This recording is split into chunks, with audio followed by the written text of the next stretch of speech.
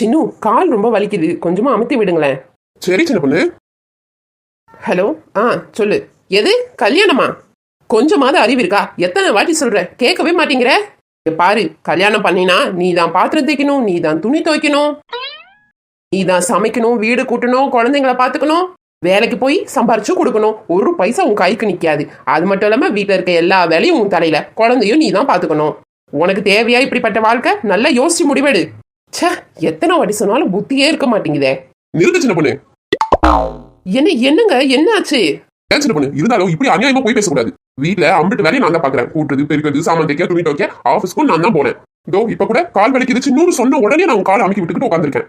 நீ என்னன்னா உன் ஃப்ரெண்டு கிட்ட எப்படி பேசுற, கல்யாணம் பண்ணிக்காத, கஷ்டப்படுவேங்கிற. நான் உன்னை அப்படியே வச்சிருக்கேன். இது யாருன்னா கேட்டா என்ன பத்தி என்ன நினைப்பாங்க சின்ன பொண்ணு? அடச்சை, இப்ப நான் யார்கிட்ட பேசிக்கிட்டு இருந்தேன்னு நினைச்சீங்க? யாரு? உன் ஃப்ரெண்ட்ல யாராவது ஒருத்தர் ஃபோன் பண்ணிருப்பாங்க. அட மக்கு மாமா, என் ஃப்ரெண்டு இல்ல, என் தம்பி. பாவம்ல என் தம்பி. அதான் கல்யாணம் எல்லாம் பண்ணிக்காத, நிம்மதியா இருன்னு சொல்லிக்கிட்டு இருந்தேன். சரி சரி, வாயை பொழந்துகிட்டே இருக்காத. மத்தியான சோத்துக்கு எதனா ஆக்கு போ, பசிக்குது. சரி சரி சரி சின்ன பொண்ணு.